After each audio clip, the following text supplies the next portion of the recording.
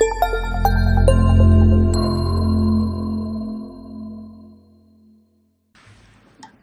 it's Mike Hambright with Flipnerd.com. Welcome back for another exciting VIP interview where I interview some of the most successful real estate investing experts and entrepreneurs in our industry to help you learn and grow. Today, I'm joined by Gary Johnson, who's a real estate investor and a coach that shows others how to become financially free using real estate. That's something we all want, right? So before we get started, though, talking to Gary, let's take a moment to recognize our featured sponsors. RealtyMogul.com is an online marketplace for real estate investing, connecting borrowers and capital from accredited and institutional investors. Get a rehab loan fast and close in as little as 10 days. Rates start as low as 9%. We'd also like to thank National Real Estate Insurance Group, the nation's leading provider of insurance to the residential real estate investor market. From individual properties to large-scale investors, National Real Estate Insurance Group is ready to serve you. Please note, the views and opinions expressed by the individuals in this program do not necessarily reflect those of Flipnerd.com or any of its partners, advertisers, or affiliates. Please consult professionals before making any investment or tax decisions, as real estate investing can be risky. Hey, Gary, welcome to the show. Hey, thanks for having me. Yeah. Glad you're here today. So I know a little bit about you in terms of that you spent a lot of time teaching others how to become financially free and how to leave that job behind or be able to achieve all the things that we all aspire to do. But for those that don't know you, maybe why don't you introduce yourself and kind of tell us how you started in real estate and made your way up to basically teaching others how to achieve freedom. Okay, great. Well, I'll go back a little ways then. Yeah. So I grew up in Eastern Oregon in a small little town, a couple hundred, including every cat and dog you could find, 90 miles to the nearest McDonald's and 40 to the nearest grocery store. So not what you call the hotbed of wealth, Yeah. And but one of the things that I was able to do in that community was meet a gentleman that moved up from California by the name of Norbert Volney. And I was probably about 13 years old when Volney hired me to, pack boards and concrete and, the grunt stuff. Mm-hmm. But one of the great things why we were working together is he always called me kid, even up until he died. He always called me kid, and he would, when we were working along, he would go, "Now, kid, now listen up. Now, are you listening?" And you knew when he said that there was going to be something that followed that was really important to Volney. Yeah. And he would say something like, "Now, kid, listen up now. Are you listening?" And then he would say, "You'll never get rich on a W-2." And, I'm 13 years old. I have no clue what a W-2 right. is, right? So he would then explain it to me and explain what he meant. And, he was right. You got to get, as another friend of mine says, you got to get something working for you besides you. And that's very true. And another question he was always asking me is, he said, "Now, kid, do you know what 2 things will make you money while you sleep?" Well, I'm a teenager. Making money while you sleep sounds pretty good to me, right. And so his answer was rent and interest. And if you really think about interest, interest is really just rent on money. Right. And so it was Volney that was a huge influence in my life. I had, lots of other great influences, including my mom and dad, but Volney had a huge impact in my life, financially, education-wise and other.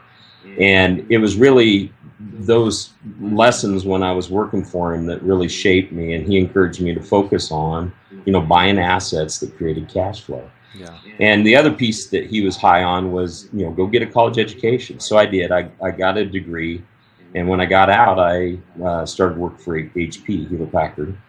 And I worked for them for just short of 17 years.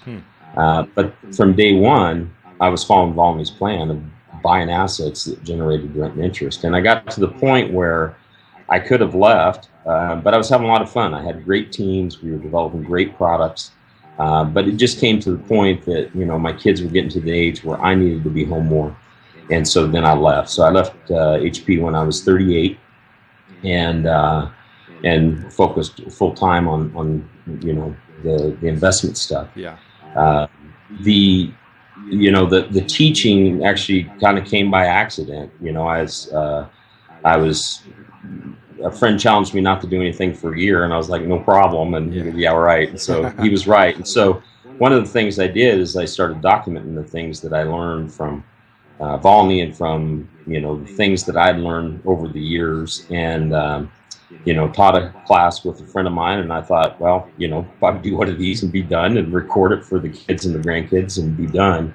And it's just kind of kept rolling. So, the class piece is more of a sidebar. It's not our business by any stretch of the imagination. Right. But we have fun with it of teaching people what we know, and it's been good. Yeah. So that's back. That's great. That's great. Yeah. Not to get off on a political tangent or whatever, but gosh, you start to realize at some point, not everybody realizes this, unfortunately, but that it's a bit of a shame that most people from the very beginning are taught to go to school, and basically it's essentially a production line to prepare you to go work for somebody else, and to, in many ways, be kind of enslaved, financially. And so I think anybody that has an education component to that, I know there's a lot of gurus and people that maybe get a bad name, but deep down inside, I think most of those people that educate, myself included, and I know you, have a passion to teach other people some of the great things that you've learned. It's not necessarily about making money, although you have an opportunity cost, so there has to be something there. But yeah, that's a great thing. So I know you teach a number of different things, but a lot of it generally is kind of centered around becoming financially free. And so talk a little bit about just kind of the general framework that you teach others to how to achieve that. Yeah, so one of our core classes we call the Financial Freedom Principles, and it's a class really focused on tools, strategies, and principles on becoming financially free. And the goal is at the end of the weekend for people to walk away with a plan on how to become financially free. And, you and I discussed this briefly before we started the interview. I think that people sometimes forget what the real goal is. The goal is not to own 100 houses. That's, at least for me and my bias, is that's not the goal. The goal is to become financially free, that you can generate enough cash flow from assets to cover your monthly nut. And that's the goal. And sometimes, when we're focused on real estate investment, we get focused and think, well, the goal is to buy a bunch of property units. Yeah. And it really isn't, and it's funny, every once in a while when I visit real estate clubs, one of the classic questions, well, how many doors do you own? Well, I've got a front door, a back door, garage door, I've got several doors, and obviously what they're meaning is, well, how many units do you have? Well, again, we can talk about it, but it's a meaningless number. So if I told you that I had 750 doors, would you be impressed? Right. Would you be impressed, Mike, if I told you that I had 750 units? That sounds impressive. Yeah. Yeah. So now, what if I also followed up and told you that on all 750 doors, I was losing $50 a door? Right. Not so impressed anymore, right? And so that's why I think that people get focused on the wrong thing, right? The real thing is how much cash flow is generated from your assets. Right. And at the end of the day, I think that is the real goal for people. Yeah. Yeah. And so talk a little bit about how, in terms of how you advise people or where you instruct people to get started, because I assume a lot of folks that come to your events, and even some that are listening to this, have an interest in real estate investing, and they see that as a vehicle to achieve financial freedom, to leave that job they don't like, to give them more time for their family, to allow them to travel or do more things that they like, or give back in their community.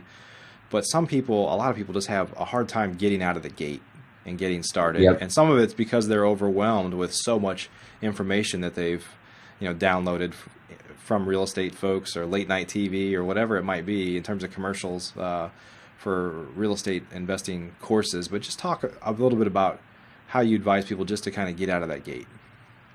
Yeah. So, the first thing that I really help work people through, which sounds cliche, but is very true. And my belief is the wealth process always begins in your thoughts. Period. Yeah. That it is our thoughts that really control where we go and how far we go. And so I can teach you, techniques of how to negotiate, how to structure a deal, how to put a deal together. But if you are not growing and working through your thought process at the same time, you know, you're not going to get there. And the same thing, you can't spend, you know, every day meditating, because you got to take some action at some point too. Right. But it really, I don't think people really internalize how important the thought process is. You know, and then after that, you know, the most time I run into people, because I'm basically a buy and hold guy. I'm not a flipper. I'm not a wholesaler, not a retailer. Right. I'm a buy and hold guy. Yep. And, you know, people say, well, that'd be great. I'd love to buy and hold, but I don't have any money. Well, that's just a thought, right? Is you got to start working through the thought process that you're assuming, because you don't have any money, that there's no way that you can put together a deal that would generate cash flow, where you don't need the money. Right. So you got to work through that thought process first, and really be focused on what are you really trying to achieve. And so some people love flipping. I've got buddies that make a lot of money flipping, and that's great. Mm-hmm. But you know, if you don't first start out of what am I trying to achieve, and what are my limiting thought processes, that's the first huge hurdle. You know, after that, what I encourage people to do is, you know, start smaller. You know, I think sometimes people, when they get started, you know, they, you know, one time we had a student that said, you know, I'm going to have 10 houses by the end of the year. Well, they hadn't even managed one first. Right. And I think people get ahead of themselves that, you know, you don't have the system to be able to handle 10 houses. You don't have the experience to handle 10 houses. So just start with one, you know, and get that under your belt. Learn how to screen tenants, learn how to do rent-ups, learn how to manage, and then add to that. But right. don't go out and buy a bundle of 40 properties. The other piece that I see, and again, this is all personal bias stuff. The other personal stuff that I see is people will, you know, chase the shiny object, as you said. Yep. You know, and you know, so for example, I've got this house that I found was a great deal, and it's in the Indianapolis, you know. Well, I don't know anybody in Indianapolis. So, you know, if I don't know somebody that I trust and they know what they're doing in the market, I won't go there. Yeah. You know, I mean, I invest out of state, but I prefer to invest my own backyard. But, you know, I would encourage people, if you're just getting started, don't be chasing halfway around the country. Right. You know, you can't go buy a $30,000 house in some state you don't know anything about. Right. And there's not enough profit there to be able to get on a plane or drive or whatever, however you're going to get there. Right. To look it over and to appropriately manage it. So, you know, I'm a big believer in try to stay in your backyard, try to keep the deals smaller. You know, I think, for example, one little niche that people continuously overlook is mobile homes. You know, mobile homes on their own land, mobile homes even in a park. You know, you got to always be careful with a lot of things, but, you know, start small, whether it's a lease option or whether it's a mobile home or it's a small house. You know, start small, start in your backyard. But again, the key process really, I believe, needs to start in your thoughts. If you can't, you know, stop, reflect, work through your thought process of what's really rolling around in your head, you're going to have a tough time getting off the starting blocks. Yep. Yeah. And for folks that have an issue with, or they think they have an issue with raising money, it's interesting when there's a number of folks that I know that often preach on how to reposition that question. I don't have the money, and you just basically change the wording around. How do I get the money? And you start thinking in that way. But it's true. There's a lot of folks that, you know, the financing side could be a limiting factor early on as you're getting started, and then you get to a point to where people want to lend you money that you don't need because you have more access to more capital than you do. It's really weird how this whole business tends to be feast or famine. Or certainly not the rental business as much as flipping or wholesaling, but this is the same thing with capital. And I found that for a while, nobody wants to lend to you. You can't get it. It's untouchable. And then you have access to far more money than you could ever use. And it's just a weird thing. But in terms of folks that are looking to get started, are there any sort of creative strategies or things that you advise on how to kind of get those deals done early on before you have maybe access to more capital than maybe you will down the line? Yeah, no, I think that, the first thing that I would say is if the deal is good enough, the money is never going to be an issue. Yeah. It is never going to be an issue. Had some folks that visited with, gave them some ideas, and they went and put a deal together that was a lot bigger than they had ever done before. And I just told them, look, you find a good enough deal, the money will show up. And sure enough, they found the deal. They called me about it, but before I could get a call returned back to them, so they found somebody else that would fund the deal for them. Yeah. And so the money, if the deal's good enough, money is never, ever an issue. Right. It really isn't. And for people to wrap their mind around that is a good starting point. The next thing that I would say is my big belief is that investing is a team sport.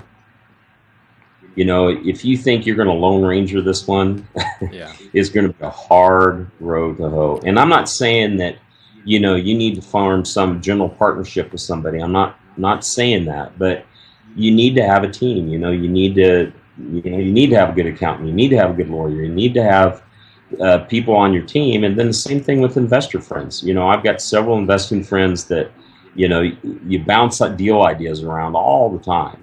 Hey, I'm working on this.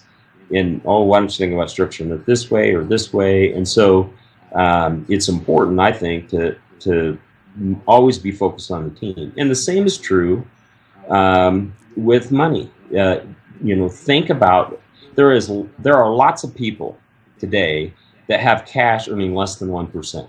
Mm-hmm. And I'm talking significant sums of cash. Yeah. And so, if you don't get greedy and you look at ways to structure deals where everybody wins, you win and they win, and you put them in a really safe, secure, controlling position, there's plenty of money to put deals together without any of your own money. But you have to bring something to the table, right? I love the people that, they don't know how to find the deal, they don't know how to manage the deal, and they don't have any money, but they want to cut of the deal. It doesn't work that way. Right. You need to bring something and add some value to the deal to get a piece of the deal. But again, don't be greedy. Right. Be willing to give enough of the deal away to get what you want. Yeah, yeah. And so talk a little bit about some of the tools that you advise. I know we talked a little bit early on, but you said you kind of teach on a number of different things, but some of those are the tools that real estate investors need to use. And I think, in all honesty, there's a lot of folks, especially buy and hold folks, that maybe don't know how to correctly analyze a deal. Yeah. So, one of my favorite tools that I would encourage anybody that's going to be in this business to learn how to use it, and that's a financial calculator.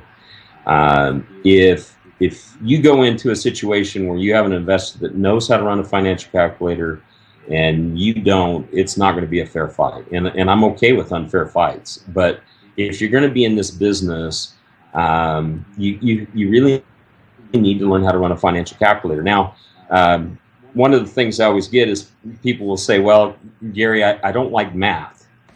Well, my question to them is, well, do you like money? And most everybody will say, yep, I like money, Yeah. I have yet to run into a person that says don't like money. And then I would love to have that conversation because there would be some good psychobabble in that conversation. Yeah.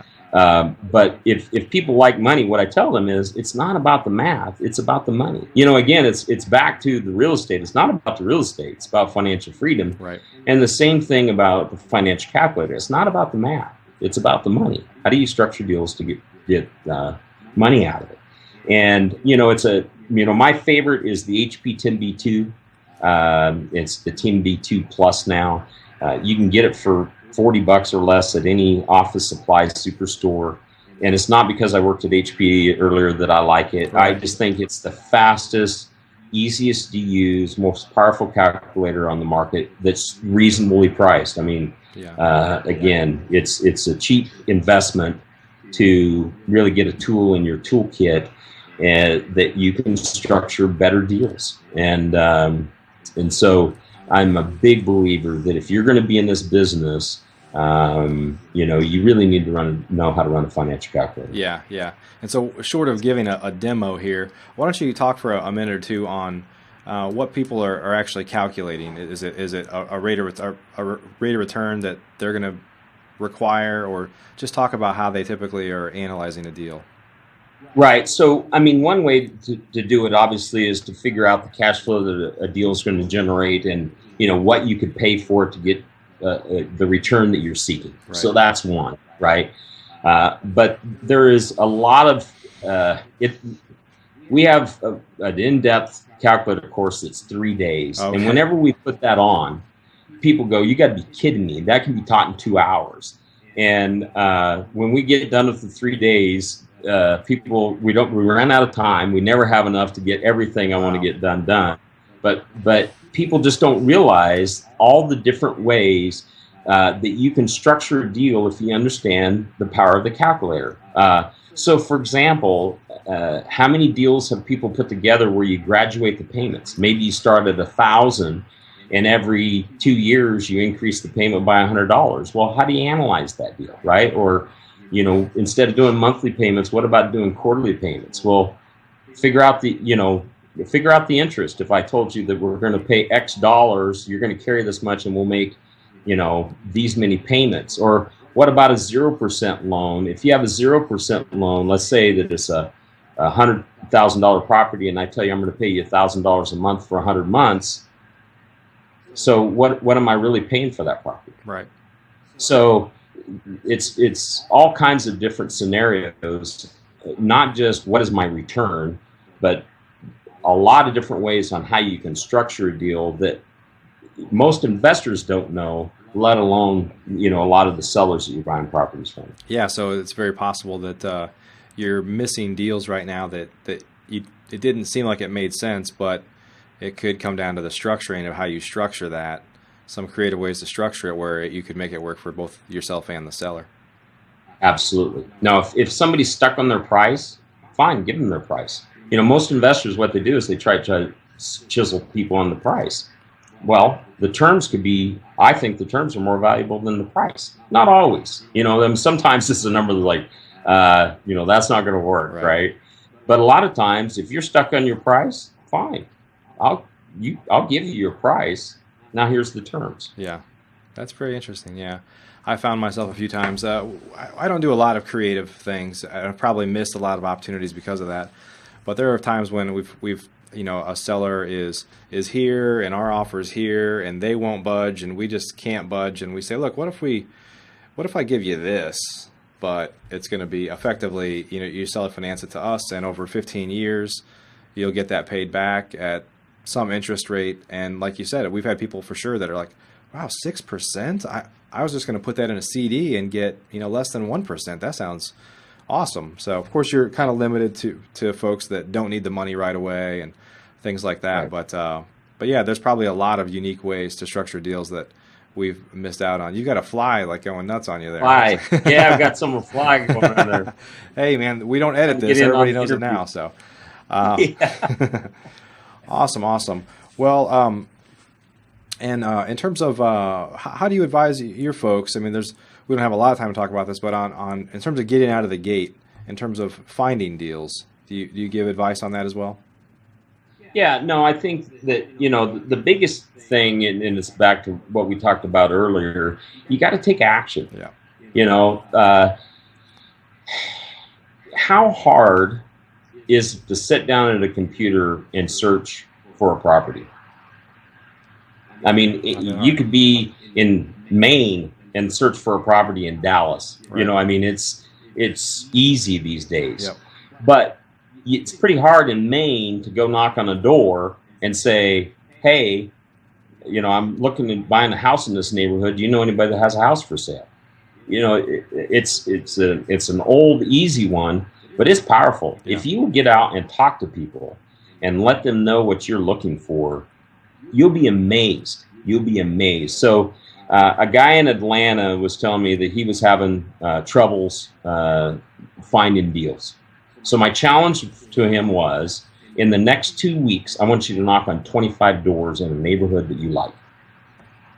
he said, well, what is that going to do? I said, no, go knock on 25 doors. He knocked on 25 doors. Now, not those 25 houses, but he generated 2 deals Wow. out of those 25 doors. So, the biggest thing is my belief is that this is a people business. Absolutely. Right? And it's the best deals that you're going to create are going to be person to person. It is not doing some internet search and then sending Mike a blind letter that says, hey, I want to buy your house. Now, will that work? Yeah. I mean, people will mail mailings all the time and have very successful business with that. Right. So I'm not trying to bash that by any means. But people think, well, I don't have $1,000 to do a mailing campaign. Well, ride your bicycle to the neighborhood you're interested in and start knocking on doors. All that takes is effort.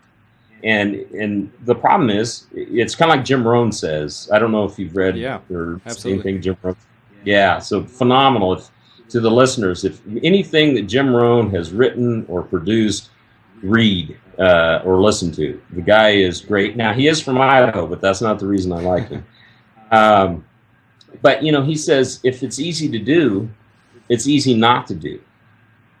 And that's very true. And so, there's going to be a bunch of people that listen to this thing, and very few of them will get off of their computer and go knock on some stranger's door in a neighborhood they like and ask them if they know of any place, in the neighborhood that could be for sale. Yeah.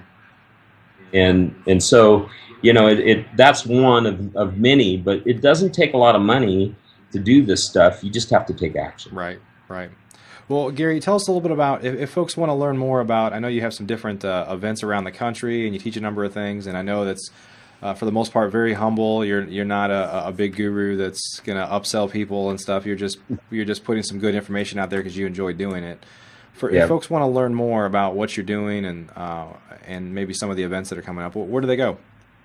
GaryJohnston.com, and that's with a T. So GaryJohnston.com. Has our class schedule, like you said. We have no coaching program. We have no mentoring program. We have no upsell to the $10,000 class. Right. They're basically $500 classes where you're going to get some great education. Yeah, great. And any last words of wisdom for folks to maybe get off their butts and take some action? Well, first, kill all the flies before you start an interview. No, I think that the key thing, I call it the one push-up. If you ask me to get on the floor right now and do one push-up, I would do that. I could. Thankfully I could. But if you said get down and give me 200 push-ups, Gary, I wouldn't even get started. Right? But if you told me get down and give me one push-up, I could easily do that, and I would do it. And the reality is, I'd probably do 10 or 25 before I was done. And so I think the key thing with action for people is do it even if it's super small. Yeah. Take those baby steps. Don't try to bite off, well, I'm going to, have a deal closed in 30 days. Don't start with that kind of an action item. Start with, I'm going to take this specific action tonight. I'm going to go knock on one door in the neighborhood next door that I'm interested in buying a house in. It's that will steamroll. Yeah.